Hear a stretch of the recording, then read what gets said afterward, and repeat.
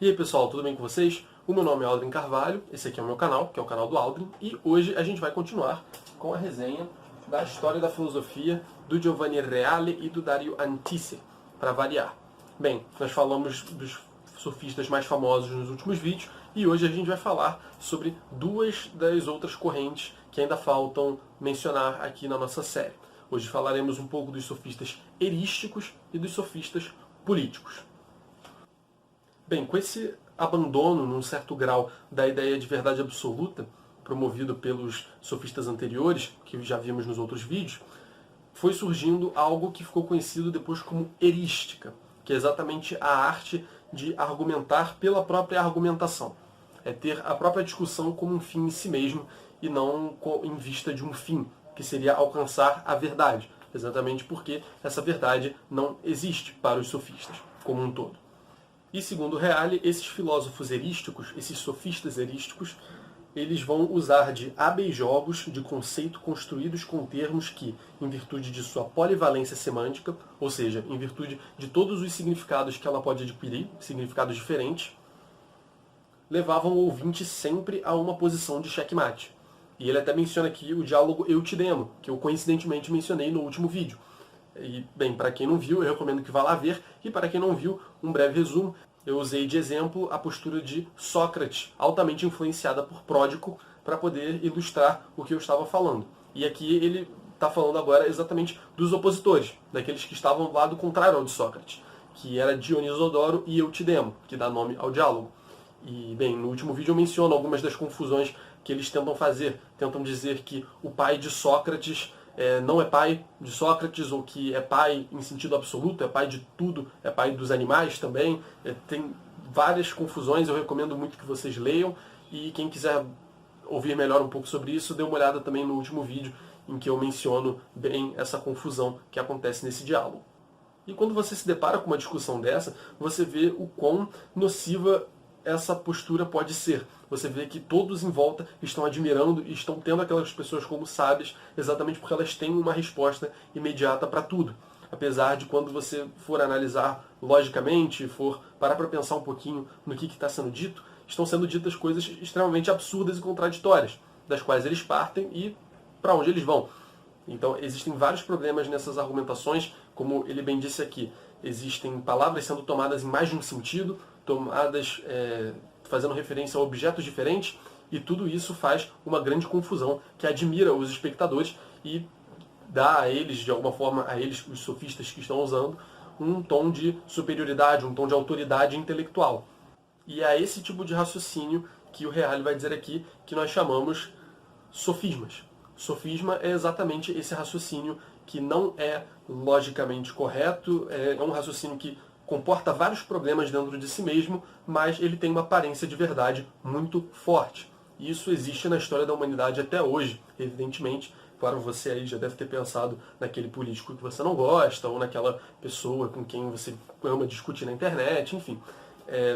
Esse tipo de coisa existe até hoje, e a gente dá o nome sofisma exatamente por referência aos sofistas. Bem, é isso que o Reale fala sobre os sofistas erísticos, e agora ele vai falar um pouco dos políticos. Os sofistas políticos são aqueles que usam as armas de alguma forma preparadas por Gorgias, aquela coisa do niilismo junto com a retórica gorgiana, se é que esse é o nome correto, para poder alcançar fins políticos, para poder fazer alguma mudança no sistema político, ascender ao governo, conquistar poder e outras coisas. E aqui ele vai citar alguns exemplos, apesar de não tê-lo feito com os filósofos sofistas erísticos. Ele vai colocar aqui, Critias, o primeiro deles, dessacralizou o conceito dos deuses, considerando-os uma espécie de espantalho habilmente introduzido por um homem político particularmente inteligente para fazer respeitar as leis, que por si não têm força para se impor. Então ele olhou para a ideia dos deuses exatamente como uma estratégia de algum político bem inteligente, como ele disse, de criar essa figura dos deuses para poder fazer com que as pessoas obedecessem às leis da polis, às leis da cidade, ou talvez às leis do reino, enfim.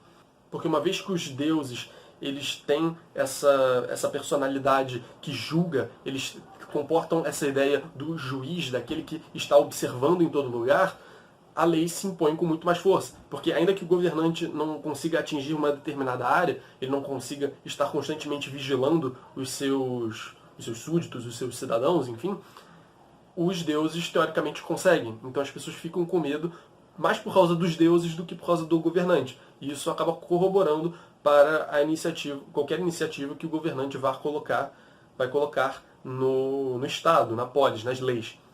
Bem, ele mencionará ainda Trasímaco, de Calcedônia, que chegou até mesmo a afirmar que o justo é a vantagem do mais forte. Então você vê que a ideia da política, do poder político, está realmente no centro. Tanto que aquele que é mais forte, aquele que conseguiu o poder, ele tem total direito de governar sobre aquele que é mais fraco. E alguém que também vai reiterar isso vai ser Cállicles, protagonistas do Gorgias do Platão, inclusive. Falamos desse diálogo no outro dia aí. E ele vai chegar a afirmar que é por natureza justo que o forte domine o fraco, subjugando inteiramente. Então, o poder aí realmente é central na cabeça, na ideia desses caras. Né? Ou seja, o cara, por ser forte, ele pode impor-se diante do mais fraco, diante do menor. Bem, e o Reale vai terminar dizendo que estes são resultados deteriorados da sofística. A sofística teve resultados positivos, como a gente viu no último vídeo, quando falamos de pródigo, a ideia de saber distinguir os sinônimos, saber refinar um pouco os nossos termos que a gente usa, até conseguir alcançar uma definição mais precisa, ou conceitos mais precisos. E, enfim, a gente ainda vai falar um pouco mais dos lados positivos e negativos da sofística, mas, por enquanto, ele vai dizer que essa parte da filosofia erística, da sofística erística e da sofística política, foi uma parte mais negativa dos resultados que a sofística deu para nós hoje. E para fechar, ele dirá que a parte mais positiva do legado da sofística será revelada principalmente por Sócrates, que ainda não é o tema do próximo vídeo, mas falaremos dele em breve, com certeza. Bem, pessoal, esse foi o vídeo. Eu agradeço muito a quem assistiu até aqui. Esse vídeo foi mais curto, os próximos também serão, porque a gente ainda está fechando esse assunto dos sofistas e porque eu estou preparando um negócio maneiro aqui para o canal. Vocês saberão em breve, ok? Deixem like, inscrevam-se no canal, mandem para quem vocês acharem que possa se interessar. E é isso. Abraço!